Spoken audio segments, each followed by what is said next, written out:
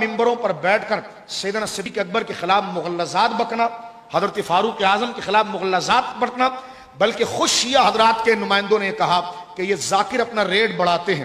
ان کا مجتہد کہہ گیا اسلام آباد سے، یہ خود لوگوں میں بغض پھیلاتے ہیں، تو جب ان کے منہ پر لوگ تھوکتے ہیں تو پھر یہ لے جا کر انتظامیہ کو، پولیس کو، رینجرز کو اپنی ویڈیو بتاتے ہیں منہ میاں مٹھو بن کر کہ جناب دیکھو لوگ ہمیں قتل کرنے کے لیے آئے ہیں، ہمیں گارڈ دو. میں نے کہا جب مرنا حسین کے نام پر ہے تو پھر اتنے پاگل کیوں ہو جاتے ہو؟ پھر یہ اپنا ریٹ بڑھاتے ہیں. خود ان کے مسلم عالم نے یہ بات کی ہے جو نیٹ پر ہے، اور باقاعدہ اس نے علماء کے ساتھ پریس کانفرنس میں کی ہے، اور اس نے یہ کہا ہے پھر یہ ان کے ایک ایک مجلس کے پیسے 13 لاکھ 17 لاکھ یہ جھوٹ بولنے کے لیتے ہیں جو کالے کپڑوں کو پہن کر. لیکن جب یہ جس طرح کہ کل اس ملعون نے یہ بات کی ہے، جب ایسے ملعون صحابہ کے خلاف بات کرتے ہیں تو پھر ان کے ریٹ بڑھ جاتے ہیں، کیونکہ رافضی کہتے اس کو ہیں کہ جو صحابہ کا دشمن ہوتا ہے، اور ناسبی اس کو کہتے ہیں جو اہل بیت کا دشمن ہوتا ہے. اہل بیت سے پیار کرنے والا رافضی نہیں ہوتا، صحابہ کو گالی دینے والا رافضی ہوتا ہے. تو یہ رافضی وہ لوگ ہیں جو اسلام سے باہر ہیں. پھر یہ ممبر پر بیٹھ کر گندی زبانیں پیش کرتے ہیں اور جھوٹ بنا بنا کر. ہر ایک کی کربلا الگ ہوتی ہے، کسی میں گھوڑا ہوتا ہے، کسی میں اونٹ ہوتا ہے، کسی میں خیمہ جلتا ہے، کسی میں آسمان سے آگ آتی ہے. ہر ایک، کیونکہ ظاہر سی بات ہے جھوٹ بولنا ہے، لوگوں کو رلانا ہے، تو جھوٹ بول بول کر پھر ان کا ریٹ، ان کے خود عالم کہتے ہیں 30 لاکھ اور 35 لاکھ ہو جاتے ہیں. جس پر کل آپ نے اسلام آباد میں اس ملعون ذاکر آصف نامی ملعون کے بارے میں آپ نے دیکھا. اور میں ان جماعت کو، ان تنظیموں کو سلام پیش کرتا ہوں کہ جنہوں نے اہل بیت اور صحابہ کی عزت پر پہرا دیتے ہوئے اس ملعون کی 295A FIR کٹوا کر اب انتظامیہ اور پاکستان کے ریاست زلفی بخاری صاحب اپنے ساتھ شیعوں کو بٹھاتے ہیں، تو اب FIR کر چکی ہے، اس کی گرفتاری کے لیے کوشش کریں. گورنر سندھ اسماعیل صاحب، ہمیں کہا جاتا ہے کہ آپ بھی اس جماعت سے تعلق رکھتے ہیں، تو لہذا ایک عہدے پر آنے کے بعد بندہ نیوٹرل ہوتا ہے، پاکستان کی ناموس پر کام کرتا ہے. لہذا ہم اپنی تقریر کو شروع کرتے ہوئے آپ نے دیکھا کہ اہل بیت کا ذکر کیسے ہوا. سنی کو اس بات کی دلیل دینے کی ضرورت نہیں کہ اس کے دل میں مولا علی کی کیا عزت ہے، مقام کیا ہے.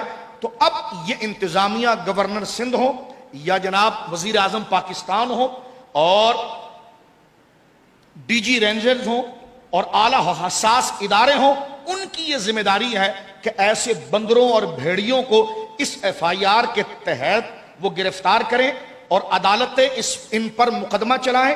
اگر یہ درست، اگر ان پر گواہیاں ثابت نہیں ہوتی تو چھوڑ دیا جائے، لیکن جب واضح گواہیاں اور شہود ثابت ہو جائے تو پھر آئین کا، قانون کا مذاق نہ بڑھایا جائے. یہ پاکستان پاکستان رہے، آئین کی بات کریں، چاہے اہل سنت کا کوئی نمائندہ یا اہل تشیع کا کوئی نمائندہ، اگر وہ کسی کی دل آزاری اس اعتبار سے کر دیتا ہے، مقدسات کی توہین کر دیتا ہے، اور اس پر اگر ہمارے آئین کا ہدف سامنے آتا ہے تو اس میں سنی شیعہ کو نہ دیکھا جائے، قانون حرکت میں آئے. یہ توازن ہے. عدالتیں کیوں بنتی ہے، تھانے کیوں بنتے ہیں؟ اگر اس میں فیصلے نہیں ہوں تو لوگ ایک دوسرے کا بدلہ گلی کوچوں میں لینا شروع کریں گے. قانون بنتا اس لیے ہے کہ اپنا غصہ آپ FIR کٹوا کر عدالت تک مقدمہ پہنچا کر ختم کر دیجئے. لہٰذا ان حساس دنوں میں اور ان مقدس دنوں میں، یہ جو 10 دن ہیں مقدس دن ہیں، ہم تفرقہ بازی پر اعتماد نہیں کرتے، نہ یقین کرتے، نہ کبھی ہم نے اس کو ہوا دی، نہ ہمارے بزرگوں کا یہ طریقہ رہا. تو یہ حساس 10 دن جو عاشورہ اور سید الشہداء امام علی مقام کی اور ان کے رفقا کی شہادت، ایسے وقت میں کسی بندر کا کھڑے ہو کر حضرت سیدنا صدیق اکبر اور صحابہ پر تبرہ کرنا، اور اس ابو بکر صدیق پر تبرہ کرنا کہ جو ساری اہل بیت اس کے نواسے ہیں، ان کی اولادوں میں سے ہیں.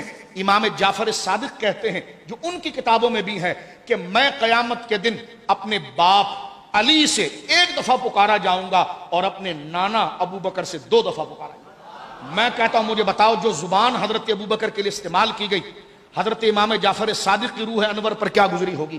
حضرت امام باقر، خود ان کی کشف الغمہ صحیح روایت میں موجود ہے کہ حضرت امام باقر رضی اللہ تعالیٰ عنہ سرکار امام پاک سے کسی نے پوچھا کہ یہ تلوار کی جو گرپ ہے، مٹھی جو ہے، اس پر چاندی چڑھانا کیسا ہے کہ اس کو پکڑنے کے لیے تاکہ گرپ مضبوط ہو؟ تو انہوں نے کہا بالکل جائز ہے، کیونکہ صدیق نے بھی ایسا کیا تھا. تو تو اس نے آگے سے پوچھا کہ آپ ابو بکر کو صدیق کہتے ہیں؟ تو کشف الغمہ ان کی گھر کی کتابوں میں موجود ہے.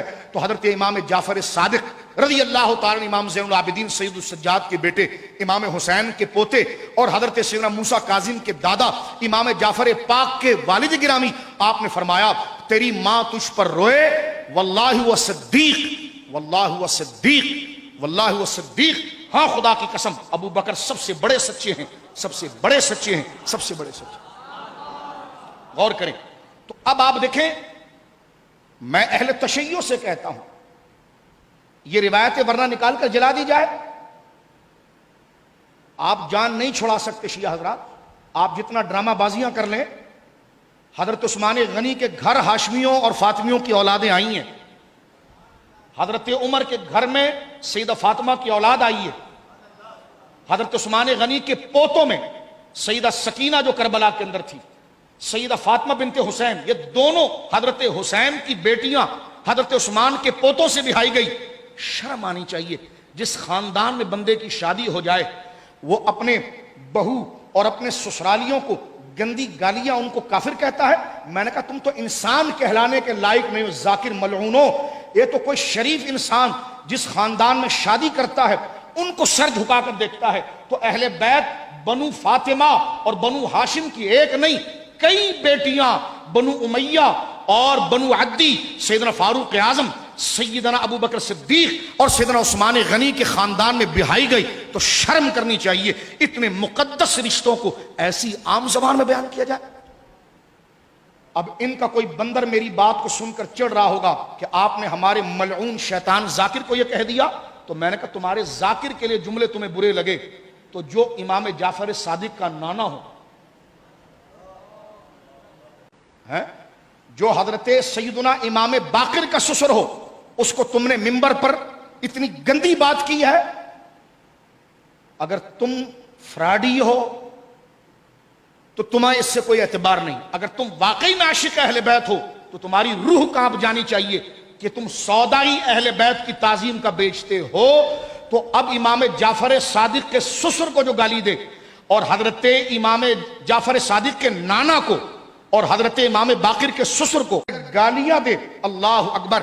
جس کی بیوی نے سیدہ زہرا کی آخری عمر تک خدمت کی اور یہاں تک کہ سیدہ زہرا کے تمام معاملات آخری جن کی بیوی نے نبھایا، اس مخلص شخص جس کو ہاتھ اٹھا کر مولا مرتضیٰ دعائیں دیتے ہو، جس نے علی کی شادی اور فاطمہ کی شادی میں رسول اللہ کی طرف سے رسول اللہ نے پیسے دیے، فرمایا کہ ابو بکر میری بیٹی کا سارا سامان تو خریدے گا، تو چیک کرے گا، جسے تو نے دیکھ لیا میں قبول کر لوں گا. جو سیدہ زہرا اور علی کے نکاح کا گواہ بنا ہو، جس نے علی کو پیسے کی مدد کر کے سیدہ زہرا کے لیے مہر کی تیاری کرائی ہو. اتنے اونچے اور پاکیزہ رشتے جو قرآن کے درجے کے ہیں، تم اپنے ممبروں پر ایسی بکواس کرتے ہو. اگر یہ تمہارا مذہب ہے تو خدا کی قسم تم پر شرن لعنت کرنا واجب ہے.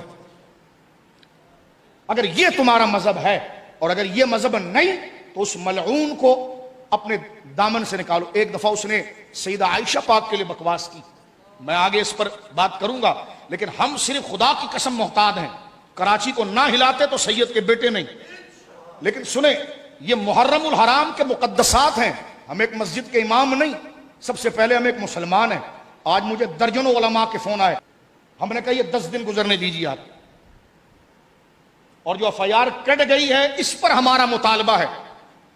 رات کے 2 بجے اپنی پابندی کی بات کو واپس کر سکتا ہے تو مجھے بتائیے یہ پاکستان ہے یا ایران اسٹیٹ ہے؟ ہم فرقہ واریت کو پسند نہیں کرتے، نہ اس کے ہم حامی ہیں، نہ کبھی ہم نے ہوا دی. جن مقدسات کو گالی دی گئی ہے، تم ڈرامہ کرتے ہو کہ خامنائی صاحب کہتے ہیں مقدسات کے خلاف نہ بولا جائے، اتحاد بین المسلمین ہو. خامنائی صاحب کہاں چلے گئے؟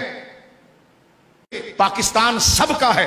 ہر بندہ اپنے دائرے میں رہ کر اپنا کام کرے، اور جو مقدسات ہیں نہ کسی کو اہل بیت کی توہین کی اجازت ہے اور نہ کسی کو صحابہ کی توہین کی اجازت ہے. لہٰذا آج مولا مرتضیٰ کے یار ہیں وہ، اور ان کا یوم ہے. لہٰذا آج کے دن ہم نے ابتدائی گفتگو جو کی ہے، جو پورے پاکستان میں اکثریت جن لوگوں کی ہے اور جو صحابہ اہل بیت دونوں کو مانتے ہیں. تم تو کٹی پتنگ ہو، موقع آتا ہے تو حضرت ابو بکر کہتے ہو، موقع چلا جاتا ہے تو اپنے پر نکالتے ہو. لہٰذا آئے دن ایک ایک کلپ آتا ہے. ایجنسیاں کیا کر رہی ہیں؟ اسلام کو پہلے بھی سب سے بڑا نقصان سنی شیعہ لڑائی سے ہوا ہے. اس پاکستان کے خلاف جو سازشیں ہو رہی ہیں، ادھر اسرائیل کا مسئلہ، ادھر کشمیر کا مسئلہ ہمارے سروں کے اوپر کھڑا ہے. ہم اس ملک میں اتحاد کے لیے ہر قسم کی جو قربانی دینے تیار ہیں، لیکن مقدسات کا احترام کیا جائے.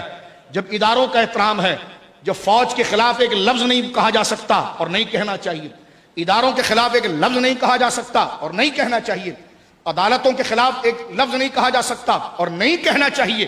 یہ مقدس ادارے ہیں جس پر اعتماد اور ایک ترازو کے مانند ہیں.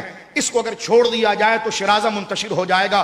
تو یہ ادارے بہت نیچے ہیں. یہ وطن تو بنائی صحابہ اور اہل بیت کے لیے تھا. اگر اس وطن میں ان کو گالی دینے والے لوگ ہو جائیں تو لہٰذا قانون یہ ہوتا ہے کہ جناب اگر کتا باولا ہو جائے تو اس باولے کتے کو ختم کر کے اگر لوگوں کو بچا لیا جائے تو پھر اس باولے کتے کو ہٹا دیا جاتا ہے. اس لیے فورسز ہوتی ہیں، اس لیے ایف آئی آرز ہوتی ہیں، اسی لیے رینجرز اور فوج ہوتی ہے کہ جو ضرر دینے والے بلیک شپ اور گودڑیوں میں جو کھٹمل اور جو گھسے ہوئے ان کو ہٹا کر اگر آپ پوری قوم کو بچا لیں، یہی ذمہ داری اداروں کی ہوتی ہے. ہم اہل سنت و جماعت جو پرامن ہیں، جو فرقہ واریت پر اعتماد نہیں کرتے، اس کا کبھی ساتھ نہیں دیتے، کبھی اس سازش کا شکار نہیں ہوتے.